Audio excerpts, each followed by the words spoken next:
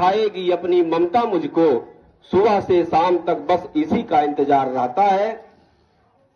परम सौभाग्य की बात, आज के इस फेयरवेल समारोह के पावन अवसर पर हम सबके समक्ष उपस्थित हमारे सत्य सनातन धर्म श्री राम दरबार खड्डी के संयोजक श्री जानवी प्रसाद गौतम जी, हम सबके घनिष्ठ और प्रिय मित्र अखिलेश पांडे जी, हमारे चाचा परम पूज्य श्री बिहारी लाल द्विवेदी जी, इस विद्यालय के प्राचार्य श्री मनोज मिश्रा जी, विद्यालय के प्रधानाध्यापक श्री राजेश तिवारी जी और एक बेहतर राष्ट्र की परिकल्पना को साकार करने वाले हमारे इस विद्यालय के सभी शिक्षक बंधु, शिक्षिकाओं और भारतीयता का अमूर्त स्वरूप की परिकल्पना जिनके अथक प्रयास से परिलक्षित होती है, जागृत होती है,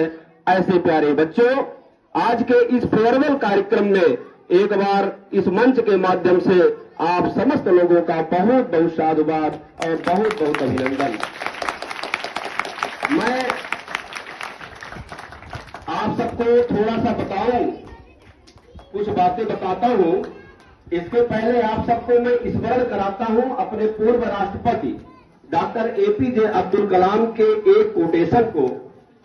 छात्रों के लिए वो हमेशा कहा करते थे कि students are the great resource on earth, under earth and above earth. When ignited mind of the students work with indomitable spirit, a happy, safe and prosperous India is assured। अर्थात डॉक्टर एपीजे अब्दुल कलाम कहा करते थे कि छात्रों की प्रज्वलित दिमाग पृथ्वी पर, पृथ्वी के ऊपर और पृथ्वी के नीचे महानता का स्रोत है। और एक विशेषण दिया करते थे प्रज्वलित दिमाग, बोला करते थे कि छात्रों के अंदर ही यह प्रज्वलित दिमाग हुआ करती है और छात्रों की प्रज्वलित दिमाग जब अदम्य साहस के साथ काम करना प्रारंभ कर देती है तो एक सुखद, सुरक्षित और संपन्न राष्ट्र का निर्माण होता है। कहने का आशय यह है कि अभी आप सबने मनोज सर की स्पीच को सुना। यदि डॉक्टर एपीजे अब्दुल कलाम की बात को हम माने तो प्रज्वलित दिमाग क्या मनोज सर के माइंड में है? बताइए, नहीं है।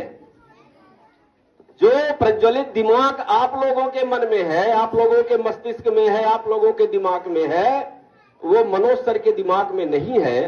कहने का आशय ये है कि जब प्रज्वलित दिमाग छात्रों के मस्तिष्क में होती है, यानी एक छात्र मेहनत करके पढ़ाई करते आईएएस बनता है, आईईएस बनता है, आईपीएस बनता है, आईएफएस बनता है। मनोज सर क्या कलेक्टर बन सकते हैं? बन सकते हैं क्या? राजेश तिवारी बन सकते हैं क्या? वो कलेक्टर नहीं बन सकते, है ना, क्योंकि जो उनकी समय सीमा है प्रज्वलित दिमाग की वो आज बंद हो गई है। लेकिन आपको वो कलेक्टर बना सकते हैं, आपको इंजीनियर बना सकते हैं, आपको एसपी बना सकते हैं, है ना। तो जिस अदम्य साहस के साथ एक शिक्षक का प्रयास ये रहता है कि छात्र बेहतर से बेहतर शिक्षा प्राप्त करे और एक बेहतरीन व्यक्तित्व का निर्माण करे, तो एक बात और बड़े तन्मयता के साथ मैं इस मंच के माध्यम से कह देना चाहता हूं, सभी छात्र ध्यान दें कि छात्रों के बेहतर भविष्य की बात केवल 3 लोग किया करते हैं।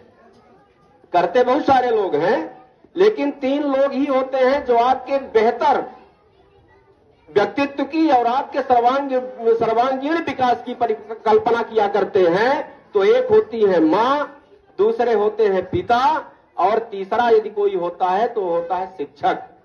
इनके अलावा कोई आपके बेहतर भविष्य के बारे में नहीं सोचेगा निस्वार्थ भाव से, समझ गए ना। हर कोई यदि हमारा पड़ोसी है तो वह आपके विकास की बात सोचेगा, लेकिन वो पहले सोचेगा कि हमारा बच्चा सबसे तेज हो, फिर दूसरे नंबर पर ये तेज हो। लेकिन एक माता, पिता और शिक्षक कभी अपने बारे में नहीं सोचते, हमेशा आपके बारे में सोचते हैं। जब कभी शिक्षकों से बात होती है, मनोज सर से बात होती है, हमेशा आपके रिजल्ट की बात करते हैं। कि किस प्रकार से हमारे बच्चों का बेहतर रिजल्ट हो। कभी अपने बारे में नहीं बोलते, कभी कोई शिक्षक ये नहीं सोचता कि हम आज रसमलाई खाएंगे, है ना, कि हमको जूस पीना है।